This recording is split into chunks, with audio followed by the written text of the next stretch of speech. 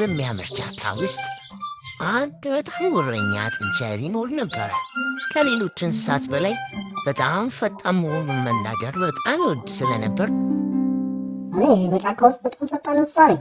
ማን ከኔ ጋር ውድድር ማድረግ ይፈልጋል? እርግጥ እርሱ በትልልቅ እግሮቹ በጣም በፍጥነት መሮጥ ይችል ነበር። ነገር ግን ሌሎች እንስሳት እርሱ ሁልጊዜ ራሱን ስለሚያሳይ ይናደዱበት ነበር። የስ በድጋሚ ጊዜ አሸንፊያለሁ። ለምን? ምክንያቱም እኔ በጣም ፈጣን ነኝ። በየሄደበት ሁሉ እኔ በጣም ፈጣን ነኝ፣ ማንም እኔን መብለጥ አይችልም እያለ በጉራ ያወራ ነበር። ንግግሩ ሌሎች እንስሳትን ማናደድ ጀመረ። እርግጥ ነው እርሱ ፈጣን ነው፣ ግን ራሱን መመካቱና የበዛ ጉራው ግን ጥሩ ነገር አይደለም። ራሱን እንዲያስተካክል ማን ትምህርት ለጥንቸል መስጠት ይችላል? በማለት እንስሳቱ በጫካ ውስጥ ተነጋገሩና በስተመጨረሻም ወደ ኤሊዩ ለመሄድ ወሰኑ።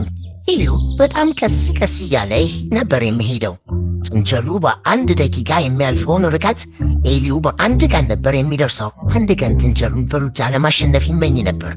ወደ ሌሎች እንስሳትም ጋር በመሄድ ከጥንቸሉ ጋር መወዳደር እንደሚፈልግ ነገራቸው።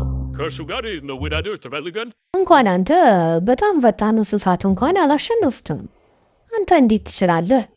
እንዴት እንደማሸንፈው እንኳን ለእኔ ተውልኝ። ኤሊዩም ወደ ጥንቸሉ ሄደ። እንዴት አደርክ አቶ ጥንቸል? እኔ አንተን ፈልጌ ነው የመጣሁት። ጥንቸሉም በመገረም ለምን እኔን ትፈልገኛለህ? አንተ በጫካ ውስጥ በጣም ፈጣን እንስሳ መሆንን ሰምቻለሁ። ነገር ግን ትክክል እንደሆነ ለማረጋገጥ ከአንተ ጋር መወዳደር እፈልጋለሁ። ልክ ኤሊዩ ንግግሩን እንደጨረሰ ጥንቸሉ የሚበላውን ካሮት በማወርወር በጣም መሳቅ ጀመረ። ሌሎች እንስሳትም እየሳቀ ሰሙት። አንተ ከኔ ጋር እየቀለድክ ነው? አንተ እኔን ማሸነፍ አትችልም። አንተ አንድ እርምጃ እስክትራመድ እኔ ውድድሩን ጨርሻለሁ። ካልተወዳደርን እንዴት እሱን ማወቅ እንችላለን? እሺ ጥሩ፣ ነገ ጠዋት ተዘጋጅ። ልክ ኤሊዩ መጓዝ እንደጀመረ ጥንቸሉ ሳቁን ቀጠለ። የሚቀጥለው ቀን ጠዋት እንስሳቱ ወደ ውድድር ቦታ ላይ ደረሱ። እነርሱና ኤሊዩ በመጀመሪያም መስመር ላይ ቆሙ። ኤሊዩ በራሱ የሚተማመን ስለነበር በጣም በደስታ ፈገግ እያለ ነበረ። እባክህ ንገረን፣ ጥንቸሉን እንዴት ልታሸንፈው ነው? እርግጥ እርሱ እንደምትሉት በጣም በራሱ የሚመካና ታላቅ እንደሆነ የሚያስብ ከሆነ ይህን ውድድር ማሸነፍ ከባድ አይሆንም። ከጥቂት ደቂቃ ቆይታ በኋላ በከፍተኛ ኩራት ካሮት በእጁ ይዞ ጥንቸሉን ወደ ውድድር ቦታው ደረሰ።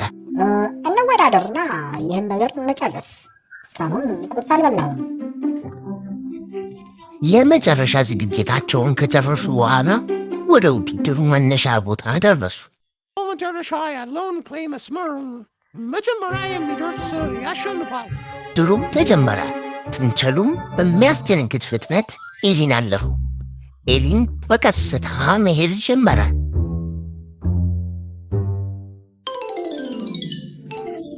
ሲገርም ጥንቸሉ ከዓይን ጠፍቶ ነበር።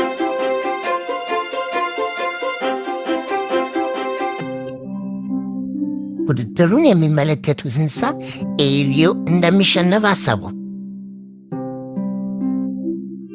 ጥንቸል ትንሽ ከሮጠ በኋላ ቆመና ወደ ኋላ ተመለከተ። ምንም ነገር አይታይም። እንደሚታየው ኤሊ ውድድሩን ማታ ይጨርሳል።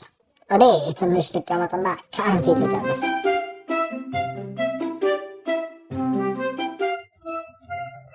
ጥንቸል ካሮቱን ከጨረሰ በኋላ መንገዱን ተመለከተ።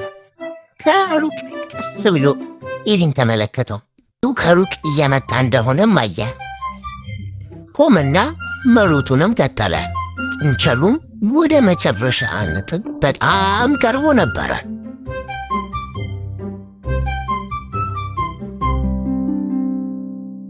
ከቁርስ በኋላ ትንሽ እንቅልፍ ያስፈልገኛል። እዚህ ዛፍ ስር ቁጭ ብዬ ትንሽ እተኛለሁ። ውድድሩን እንደሚያሸንፍ በጣም እርግጠኛ ስለነበረ ጥንቸሉ እንቅልፍ ወሰደው። ኤሊው ግን በጣም ቀስ ቀስ እያለ ነገር ግን በታላቅ እምነት መሄዱን ቀጠለ። በመጨረሻም ኤሊ ጥንቸሉ ከተኛበት ቦታ ደረሰ። ጥንቸሉ በጥልቅ እንቅልፍ ውስጥ እንደሆነ ተመለከተው። ኤሊም ሳይቆም መንገዱን መሄድ ጀመረ። ከትንሽ ጊዜ በኋላም ጥንቸሉ ነቃ። መንገዱንም ተመለከተ። ኤሊም በመንገዱ ላይ አልነበረም። ኤሊ የት ነው? ምክንያቱም ቀርፋፋ ስለሆነ ውድድሩን አቋርጦ ይሆን? አሁን እኔ ውድድሬን እጨርሳለሁ። ጥንቸሉ ወደ መጨረሻው ነጥብ ሲሄድ የሚያስደነግጥ ነገር አየ። ኤሊ እሱን አልፎት ነበር። ውድድሩን ለመጨረስ እጅግ ቀርቦ ነበረ። ጥንቸልም ያለውን ሁሉንም ኃይል ተጠቅሞ ኤሊውን ለማሸነፍ ሞከረ። ግን ኤሊው አስቀድሞት ውድድሩን ጨረሰ። መጨረሻው መስመር ላይ የቆዩ አንዳንድ እንስሳት በጣም ደስ አላቸው። ሁሉም እንስሳት ኤሊውን በአየር ላይ ያነሱ በታላቅ ደስታ እየጨፈሩ ነበረ። ጥንቸሉ ግን በአንድ ጠርዝ ላይ በታላቅ ሐዘን ቆሞ ነበር። ኤሊውም የውድድሩ አሸናፊ ሆነ። ወደ ጥንቸሉም ሄደ።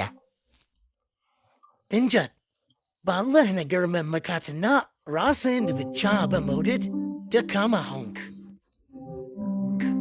እኔ ያሸነፍኩ ፈጣን ስለነበርኩ አይደለም፣ ነገር ግን ብልህ ስለነበርኩና ውድድሩን በትክክል ስለተወዳደርኩና። ትክክል ነህ። ከዛሬ ጀምሮ በሁሉም ላይ ፈጣን መሆኔን መመካት አቆማለሁ። አሁን መመለስ አለብኝ። ቤቴም ሩቅ ነው። ጥንቸሉ ኤሊው ፈገግ አለ። መንገዱንም ቀጠለ። ጥንቸሉም ትልቅ ትምህርት ተማረ፣ ስህተቱንም ማስተዋለ። ከዚያ ቀን በኋላ ራሱን እንደገና አላወዳደረም። አሜን ለመወዳደር አልሞከረም። ልጆች፣ ይሄ ተረት ብዙ ነገር ያስተምራል። ከጥንቸልና ከኤሊ ታሪክ ምን እንደተማራችሁ ለጓደኞቻችሁ ንገሯቸው። ሰላም ሁኑ ልጆች።